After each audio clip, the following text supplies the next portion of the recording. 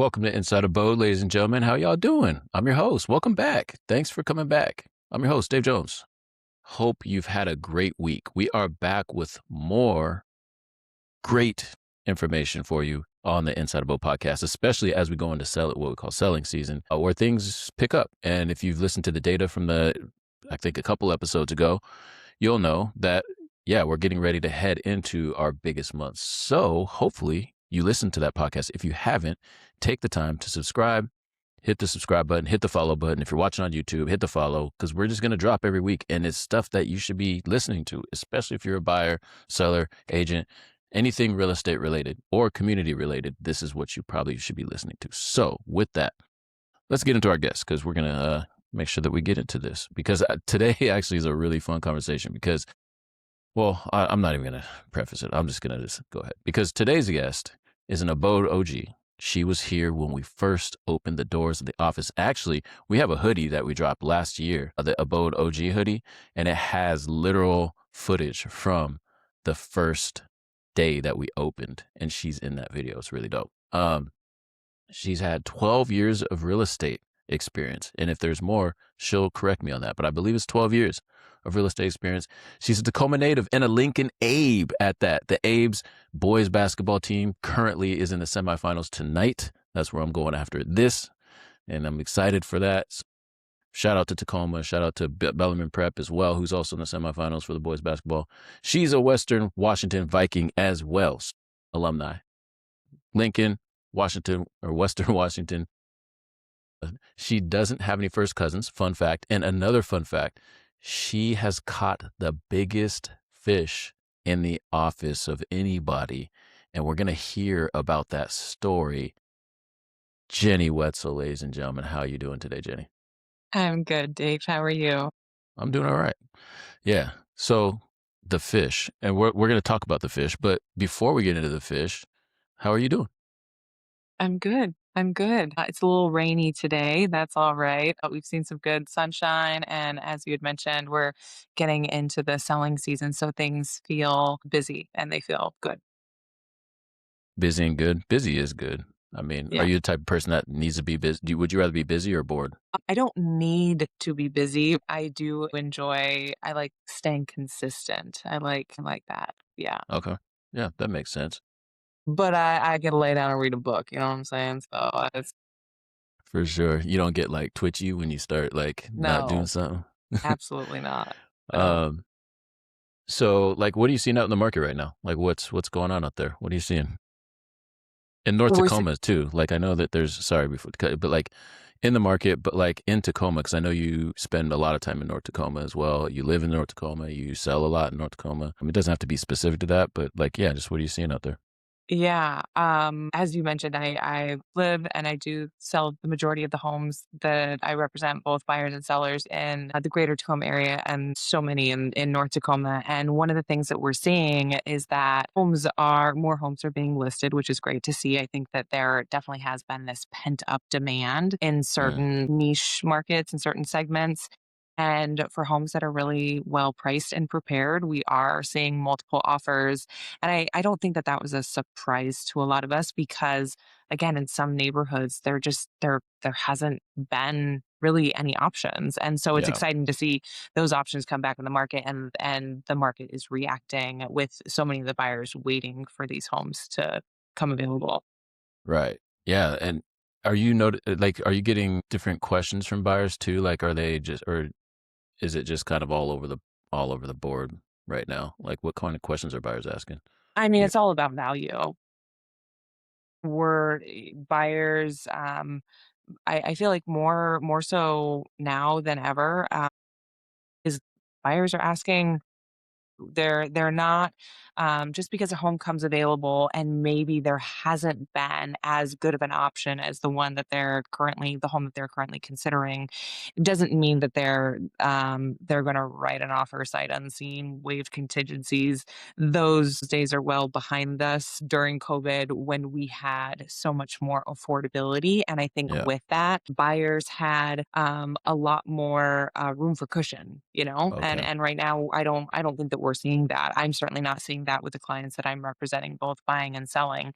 People are being very intentional about the decisions that they're making. And there are certain homes, if they're really well priced and prepared, that, you have to move quickly and they are going Right. under contract and, 3 to 7 days of being on the market. Because there are so limited options in certain segments of the market, like you kind of Mhm. know, like when a house comes up, you're like, oh, yeah, Yeah, yeah, that's a good one, you kind of, it's what you would expect to see based on the market activity. yeah. No, and part of that's because you actually look at all the houses. You're going in and out of houses. I mean, you tour pretty consistently on Tuesdays. If you're not Yeah. holding a tour, you're touring, right? So Yeah. you Yeah. know all the inventory. Yeah, I was thinking about that leading up to our conversation. I'm glad that you mentioned that because I think that it's such an important piece of our business and being able to just, I believe that in your practice of selling homes that you need to have a routine of consistently going into houses that you probably, the majority of the houses that we go in, you're not going to sell, but Right. but then I know that when a buyer calls me or a seller calls me and says, what's the value of my home worth, or what can I expect to get for this purchase price? Because I've consistently been going in and out of these homes largely through brokers tour that's held every Mhm. Tuesday. I have a really great deal of confidence where I don't have to necessarily like look up numbers. I have more, I can recall the homes that I've looked at in the last 6 months and say, oh, this is kind of what we can expect at this price point.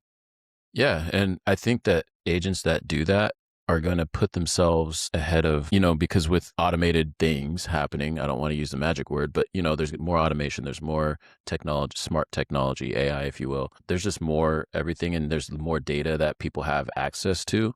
But at the same time, there's so much more data, like quote unquote data, like as in going through the actual house and being in it, to know what some of those other like nuances of that house or maybe that block, for example, if there's So, what's going on under the ground because you might have sold that house two houses down and you know that they have a tie-in line or something like that.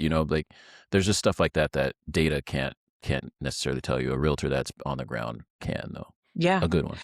And even with articulating value when it comes to like when representing home sellers, Mhm. if you're the price point that a buyer is offering is kind of bumping up against maybe maxing out what the property would be appraised for, to be able to be a resource to also like appraisers and say like, oh, by the way, like if you're considering this house as a comp, this is a Mm, detail that you might know about it. So it's not only being like a great advocate for your clients, but it's also being a really good partner and advocate to your other colleagues.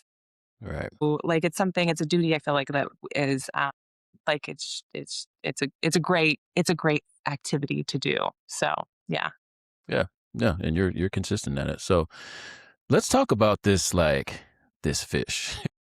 So so you went on a trip. So tell us about like you caught the biggest fish in the office for sure. But Whoa. tell us about the trip. Like what happened? Tell us about your big catch. Man, it was. And let me just say that, so it weighed in at 626 pounds. It was a blue That is marlin. just insane. That Yeah. is insane.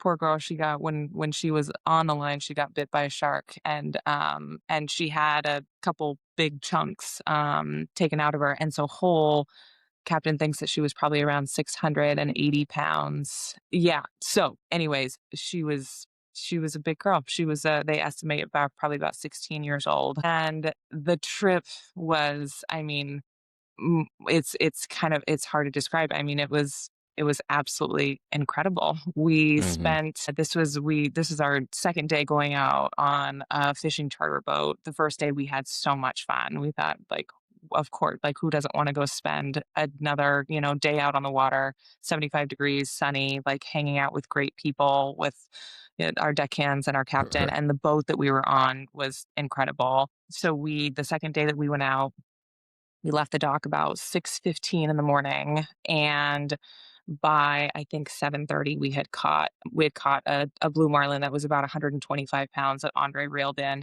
Keep in mind, like everything in total, like the big fish that we caught, I think we caught a total. She was a total of 5, and there was 4 that we caught and released. The intention of the boat is never to keep them, Right. and it was our full intention that regardless of size to release, but obviously she got bit and she was Right. yeah, so that's why we had to keep her. It And now was you're in Hawaii also. Like this We're is in in Hawaii. Hawaii. Yeah. Yes, we're on the Big Island. We're near Captain Cook, which is it's the port, or it's the area, I guess, Okay.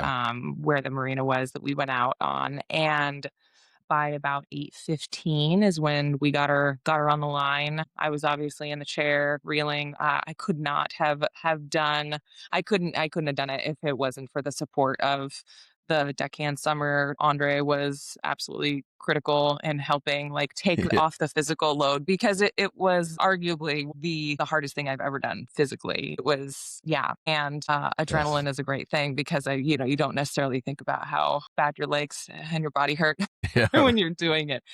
Yeah, but we caught the first 11 minutes on video, and that was kind of really crazy and fun to watch. Yeah. And I mean, when about 7 minutes in, we had her about 40 feet away from the boat. And in the video, you can see Summer, the deckhand, saying, "Oh, okay, brace, brace, like she's gonna jump, she's gonna jump." And you can see that's when she came out of the water, and we saw how big she was. Like, And what were you thinking when you saw it? Like, were you scared or were you just like, I I was can't just even doing what believe I that? was told.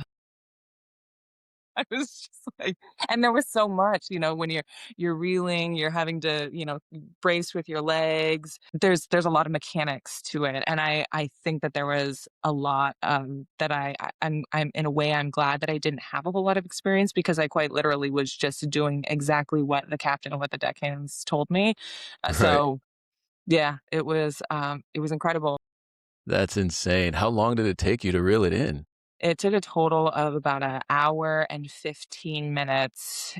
Yeah. Oh my, Y an w hour and which was pretty good time, I think. I mean, I again, I don't have any yeah, I experience have with these none. types of things, but I think that given the situation and the fact that she was bit by a shark, like, getting her into the boat, in just over an hour, it felt like a pretty big accomplishment, and by the way, the something I didn't really understand, like, the scope of everything, like, "Oh my gosh, this is so crazy to me, like, over a 600-pound fish, are you kidding me?" Yeah. And when we got her in the boat, the deckhands was like, "Hey, Jenny, like, there's, like, less than a dozen women, on record to have ever caught a marlin that's over 600 pounds." What? And so yeah, I was like, "Oh, really?" So it is this, like, really incredible kind of, lifetime experience that I will, yeah, never forget. Yeah, It was that's yeah, history. You're a yeah. badass. You're going down in history. That's With what's up. I think a little bit of luck too, I and yeah, mean, it yeah, was but it it's was it so still fun. happened. Still happened. It is what it It is. It did. happened. Man, that's Yeah. super dope. So what was your reflection on that? Like you mentioned something about like what's the word I'm thinking of? How it relates to real estate, the real estate Yeah. industry. Like Yeah. I'm curious about that because I was like, interesting. I would have never paired the two, but yeah, I'm interested to I hear think your thoughts on that. we got so incredibly lucky with the boat that we were on, and I think that really, like, the captain, the deckhands that we had, Mhm. embraced what I felt like this culture and just good, like, good humans, good dudes.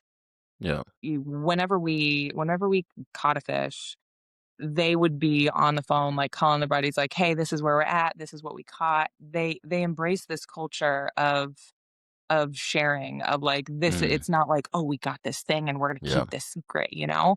And it made Yeah. me think a lot about real estate and how, that's the culture that I want to embrace, that I want Mm. to be a hub of complete transparency with my peers. I want to help. I want to learn from them. I want them to learn from my experiences that maybe they haven't had. And so it was really cool to be on a boat that was not only incredibly successful, but also embrace this culture of like, we're all in it to have fun and to succeed. And by their actions, they were showing that they were like living that. So I Mm. thought that that was really, really, really fun. There were, yeah, definitely different points where I was like, oh gosh, this is reminding me of real estate culture in a way. Yeah. That's cool that they call each other and stuff like that. Like they're celebrating each other's wins and stuff like that. Is that some Yeah. yeah, that's Oh, what I'm yeah. Yeah, and in fact, yeah, immediately after we got the big fish in the boat, I mean, the captain and the deckhands were calling people and letting them know, like, Hell "Oh my yeah. gosh, this is," like, They're out today, boys. The fish are They biting." probably spun And around. They spun the this block. is They're like, yeah, I'm going over there. I'm trying to get one of those. That's meat for the rest of the year. I got fish for 2 years. Shit. yeah. I Well, still got that was fish from my trip from 3, 4 years ago. It's like yeah. 42 pounds. That's it well, and yeah, that's a big fish, and that was the other thing that I really appreciated, like, all of her meat was harvested, the captain kept the tail Mm, as well as the bill. None of it was for nothing. yeah.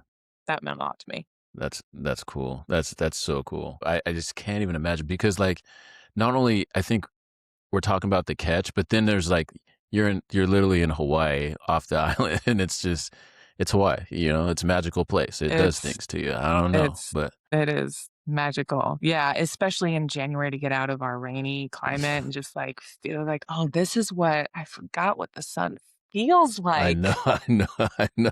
Feels so I know. We good. were so jealous because the place you guys stayed was like we had walked past that we were at a retreat the year prior. So like we had walked past that place. We are like, man, that building looks really cool. And we actually ended up I think eating there or is the one next to it. I forget. But yeah, where you guys stayed was crazy. Like I was just like, yeah, I wish I would have stayed there. That's you guys you chose correctly. So how does the patience required in fishing compared to the patience needed like in real estate transactions? That was something I was thinking. I was like, I know there's a lot of patience because you said an hour. I was like, I mean, reeling something in for an hour, that's so long. Like most people Mhm, can't even watch a movie for an hour, let alone mhm. reel in a 600-pound fish for an hour.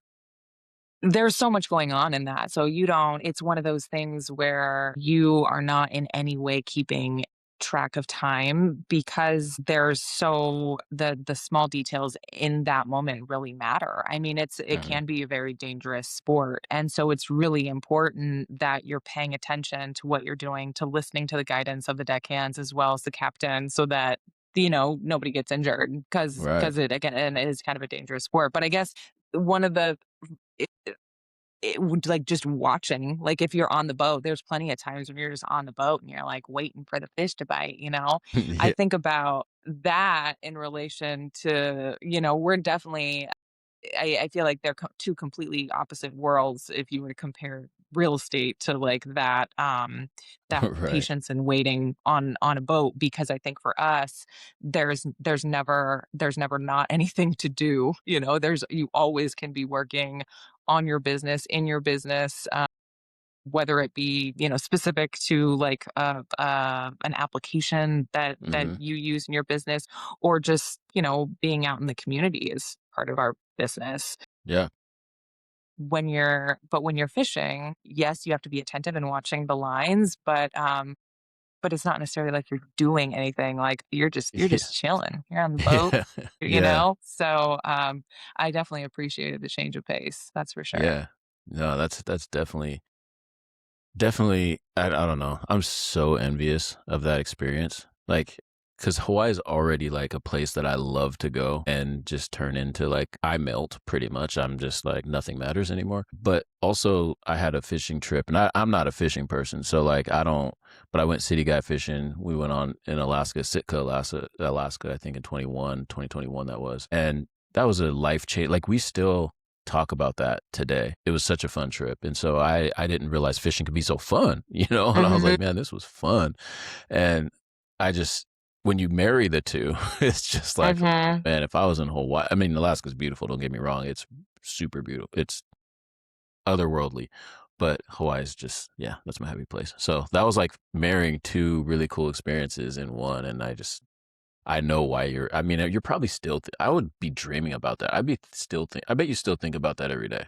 Oh, yeah. You have I to think mean, about yeah, absolutely, and even if we hadn't caught, that big fish, the adrenaline rush of even, catching like I said, we caught a couple of others that we were able to catch in at least between 100 and 150 pounds, and even that, and one of the things that I love most when we're on the boat having those experiences of catching the fish, that the deckhands as well as the captain who do this every day, that. were Mhm. just as excited, Yeah. and that was I thought, "Wow," like and we had joked like, "Oh, like, this is incredible, we could do this every day," and they'd be like, "Yeah, like, we knew that we had to do it every day, which is why we're Yeah. doing what we're doing." Yeah, It's like, exactly. "Oh, yeah, yeah, that makes sense," some people just are, like, completely enthralled with that lifestyle, and I get it. Yeah.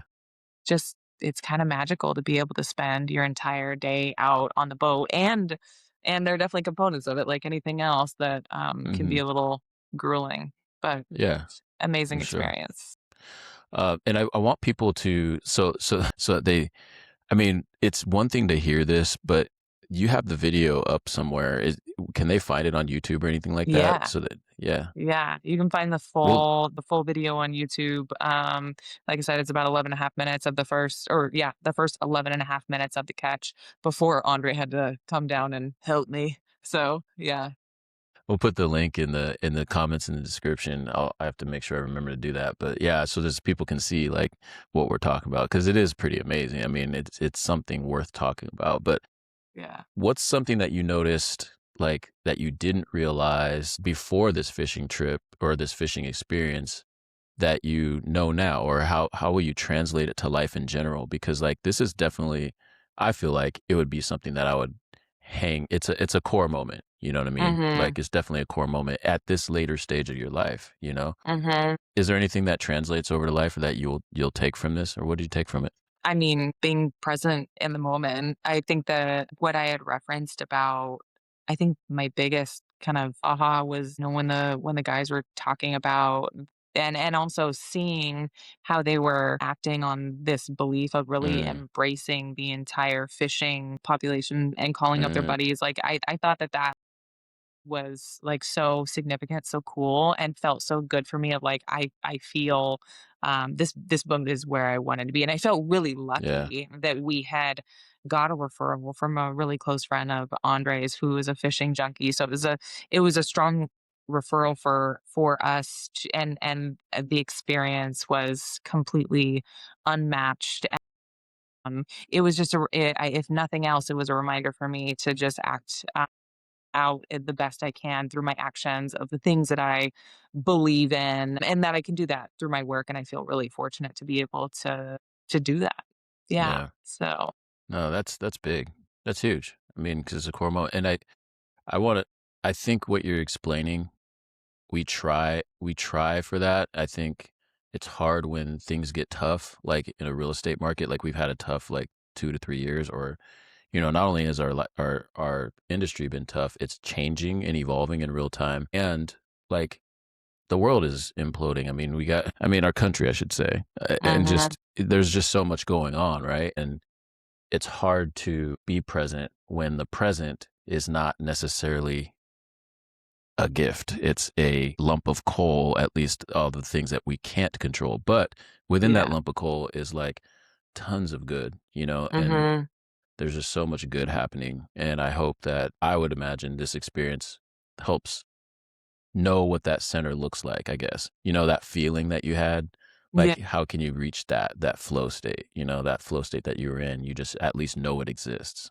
yeah, I think that's big. I don't know. That's how yeah. It was but it was incredible. It was so much fun. The giant fish, yeah, great people. The yeah, people that at the end of the day, like that, yeah, then being able to have that experience with like such good people felt yeah, pretty incredible. Yeah. yeah. All right. Well, thanks for sharing that with us. I think it's definitely worth like I remember when you sent the picture, I was just like, that looks fake. Like I thought it was AI. Like it really, I make so much AI shit. I like and I thought it looked AI because the fish was so damn big. I mean, Mhm. it it's hard to I mean, it's like twice the size. It was bigger than you, obviously, but it was like way, way bigger than you. It wasn't just, Mhm. damn, that's a big fish. It's like, yo, that looked like an elephant. Like it was the elephant of fish. I don't know. I was just like, this is crazy. That's a whale. You caught a whale, basically. I mean, I was like, is that a It felt like it whale? at times. All right. Well, I'll ask how people can get in touch with you later on about North Tacoma and all that. But before that, we have another segment, and it's either or. So, are you ready for either or? I'm ready. All right. Peanut butter and jelly or a ham sandwich? Peanut butter and jelly. Oh, really? Do you still eat peanut butter and jelly sandwiches? I mean, I would, but I haven't in a long time. I guess no, I have okay, I have peanut butter and jelly toast. Oh, really? I didn't even know that was a thing until like not too long ago. I think it was, I forget who showed me, but yeah, I didn't know that You've been people missing toasted out. their peanut butter and jelly sandwiches. But yeah, it's fire. I'm fine. I'm not gonna. All right. Would you rather read the book of something or watch the movie of that story? I read the book every time. Every time? You always been a reader. No, not necessarily, but I feel like when I have the book just comes to life, you know what I mean? Yeah. There's so many details that are missed in the movie. Yeah. Yeah, I agree. And I think books are healthy because it allows your imagination to fill in the blanks opposed to someone else controlling what that looks like. Yeah, and how you read it, the voice is oftentimes Yeah. different Yep. 100%. interpretations. Yeah, I need to get back to read. I'm sitting here talking. I was reading a lot of books, like from 2017 to, or actually no, 16, no, 14, 15 when I did my master's thing because I had to read so much that year. Like I became such a good reader, and then like 2020, obviously I read a lot of books. And then 21, I read some books, and then it just kind of slowly kind of fell Trickled off. away. Yeah, I'm like, all right, now I'm reading 0 books. I have Yeah, 3 on the stand that I'm halfway through, and I need to finish them. But anyway, pancakes or waffles? pancakes. Okay, pancake person. Do you even like pancakes or waffles, or are you just kind of I like like the that's what you would pancakes choose? that my brother-in-law makes. Okay, That's what makes me say pancakes is that they okay, make at the house sometimes stop they make pancakes every, like, Saturday or Sunday. It's like, nice. "Come over and have some pancakes." I It's love great. that. I love pancake. Like, so fun fact, if you ever go to breakfast, I think did I get pancakes? I don't know. We went to like Cook's Tavern or something. And I don't even think they had pancakes, but I'm looking for pancakes like every time if it's breakfast to the Oh, point yeah. where some people, places we go now, they just say like, oh, you want pancakes? Like, yeah, want pancakes. Yes. Yeah. It's pancakes. It's hard to mess up pancakes. I've had bad pancakes though. It's okay though. Coffee or tea? Coffee. Do you drink coffee like a lot, like every morning, or is it just like just Oh, yeah. sometimes? Yeah, it's been a lot, right? It's been in the morning, been early afternoon. It's been a lot lately. All right. Would you rather text or call? Okay. Don't like texting as much. Rather Yeah, talk. there's so much loss, and the amount of time even if it's just something little, it's like, Hmm. "Hey, I'm on my way over, I'll be there in 5 minutes. Okay, bye." You know? Yeah. Versus if I'm in my car, I don't wanna text when I'm driving, you know? It's Yeah. just calling can be easier. I don't text or call when I'm driving. I don't know why. I just unless obviously it's urgent or I'm like meeting someone and you lose or something. But I have a no text, no call thing for myself. I know you can't because you're in real estate. Like I I understand, mean, but like even if I had something like that, it's just like I'll do it when I'm stopped. I don't yeah, know. It's my time. yeah. I don't know. I'm weird that way. It's just me I and the mean, whatever I'm listening to. when you're actively driving, if somebody calls me, it's really the good old Bluetooth is pretty easy to just pick it up, but Yeah. yeah, definitely not doing any Yeah, I try to minimize it. It's not that I don't do it, but I try to minimize it. But anyway, yeah, with that, how do people get in touch with you if they want to know more about buying or selling a house or want to know more about North Tacoma or anything like that? If you're looking for more information, you can go to my website at jennywetzelhomes.com, and I can also be found on the socials, Jenny Wetzel or Jenny Wetzel Homes, and my information is widely available there. Yep, and just Google. Just Google. That's right. All right. Well, thank you, Jenny, for popping on, and we'll see you again at some point on this show, I'm sure, because we have a whole lot of time left, and we always have things to share and tell. So, thank you for joining, and with that, ladies and gentlemen, that's another episode of Inside Abode. And hit the subscribe button. Go follow Jenny and all of her places on YouTube and all the other things on the socials, and follow Windermere Abode as well. And then, if you have any questions about real estate, you can feel free to contact Jenny Wetzel. So, with that, we'll see y'all next week. Peace. Thanks, Dave. You're welcome.